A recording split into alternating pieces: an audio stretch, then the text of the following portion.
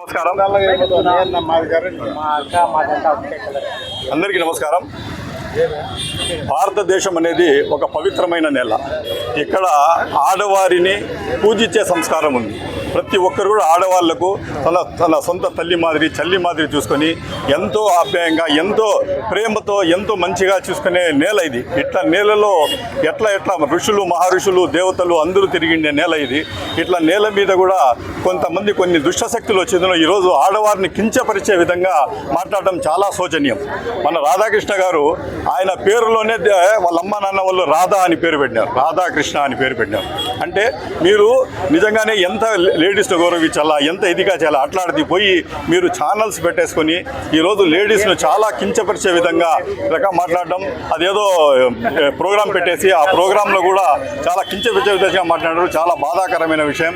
దానికి తోడు ఈరోజు వచ్చిందో మన వైఎస్ఆర్సీపీ కాంగ్రెస్ పార్టీ అధిష్టానం పిలుపు మేరకు మేము అన్ని నియోజకవర్గ కేంద్రాల్లో కూడా పోలీస్ స్టేషన్లలో కంప్లైంట్ ఇవ్వడం జరుగుతూ ఉంది. దాంట్లో భాగంగా మదనపల్లి కాన్స్టిట్యున్సీలో కూడా మేమందరూ ఇక్కడ వైఎస్ఆర్సీపీ శ్రేణులందరూ కలిసి ఇక్కడ టూ టౌన్ పోలీస్ స్టేషన్లో వచ్చిందో రిపోర్ట్ ఇవ్వడం జరుగుతూ ఉంది. నిజంగానే ఎంత బాధ వేస్తూ ఉందంటే ఆడవారిలో ఒక రెవల్యూషన్ వచ్చింది. ఏమి ఈ మనిషి ఈ రకంగా మాట్లాడుతున్నారే, ఆయన ఈ రకంగా మాట్లాడితే ఇంతకుముందు కూడా బిఆర్ నాయుడు గారు అది కూడా లేడీస్ టార్గెట్ పెట్టి ఆ రకంగా చేస్తూ ఉంటారు. ఈ ప్రభుత్వం వచ్చిన తర్వాత టోటలీ లేడీస్కు భద్రత లేకుండా పోతా ఉంది. వాళ్ళకు వచ్చేందులో చాలా కించపరిచే విధంగా వ్యవహరిస్తూ ఉన్నారు. ఇది చాలా బాధాకరమైన విషయం. మేము వచ్చేందులో ఈయన ఈ రకంగా చేస్తూ ఉంటే కూడా చంద్రబాబు నాయుడు గారు ఈయన వెనకేసుకొని వస్తూ ఉంటే అది పెద్ద ఆశ్చర్యంగా వేస్తూ ఉంది. నువ్వు ఇంటికి పెద్ద మనిషి అయిన తర్వాత వాళ్ళకు వెనకాల వేసే బదులు వాళ్ళకి దండించి మీరు చేస్తూ ఉండేది తప్పు, అని చెప్పి నువ్వు కట్టడి చేస్తే ఈ రకంగా ఈ ఇన్సిడెంట్స్ పునరావృతం కావు. కానీ మీరు ఈ రకంగా చేయకుండా వాళ్ళకి వెనకేసుకొని వచ్చేసి వాళ్ళకు సపోర్ట్ చేసుకుంటూ వచ్చిన దానివల్ల ఎక్కడ చూసినా ల్యాండ్ మాఫియా కానీ, డ్రగ్ మాఫియా కానీ, ఇసుక మాఫియా కానీ ప్రతిదీ కూడా విచ్చలవిడిగా పోతా ఉంది. మీరు వచ్చింది ఏం చేస్తూ ఉంటారు? ఆ రోజు మీరు తెలుగుదేశంకు సపోర్ట్ చేశారు, మేము అన్ని విధాలుగా మీకు సపోర్ట్ చేస్తామని చెప్పి ఈ రకంగా పోతా ఉంటారు. ఈరోజు రాధాకృష్ణ గారు ఈ రకంగా చేసింటే మీరు వచ్చిందో ఆయనకి దండించేసి బహిరంగ క్షమాపణ చెప్పాలా. రాధాకృష్ణ గారు కూడా మీరు వచ్చిందో చేసిన తప్పు మీకు తెలుసు, మీరు కించపరిచే విధంగా లేడీస్కు మాట్లాడినారు.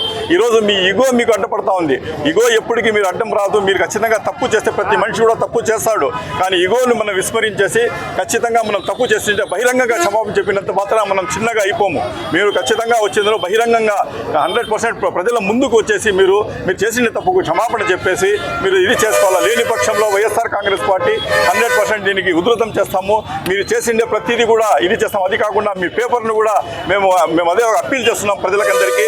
ఈ రకంగా మహిళలకు గౌరవం ఇవ్వని ఈ పేపర్ను కూడా మీరు టోటలీ బహిష్కరించండి, ఏటీఎన్ ఛానల్ని కూడా బహిష్కరించాలని కూడా పిలిపిస్తున్నాం.